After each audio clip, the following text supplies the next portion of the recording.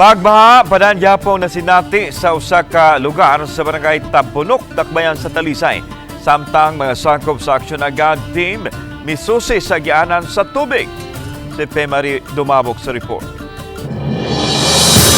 Nasinati pag-usabang pagbaha nga moabot sa Lapas Kiting sa Tiil. Mila na 20 minutos ang pagbaha dinhi sa may barangay Tabunok ug mihubas ra hinuon human limpyuhi sa mga sakop sa Aksyon Agad team ang agianan sa tubig. Naabtan sa GMA RTV Balitang Bisdak ang Aksyon Agad team nga nang limpyo pa sa mga nabara sa kanal.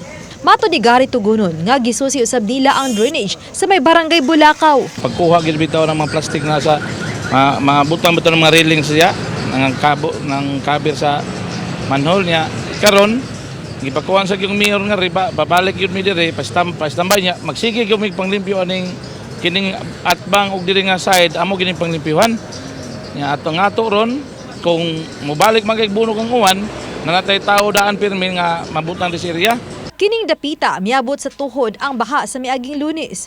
Tungod sa baha, sagad sa mga establishmento sa dapit, may pasimento sa entrada sa ilang mga buhatan nga may gitas ong duha ngadto sa 4 ka tiil aron masigurong walay baha nga makasud. Mato ni Tugunon nga gawa sa mga nabarang basura, nabantayan nila nga natabunan na sa mga basura ang bangag sa culvert. Gingos miyo tanawa dito padong sa diya sa Sandimiling padong dito sa Sapa.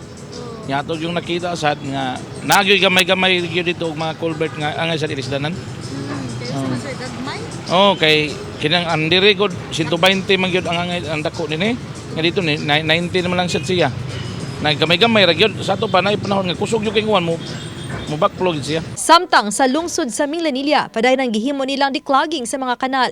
Isip dinali ang solusyon aron kalikayan ang pagbaha. Nagpahigayon usab sila og Cash for Work program nga pagpanglimpyo sa Upper Linaw, Lipata. Uban ni Godfrey Relien, Marie Dumabok. Balitang Bisdak.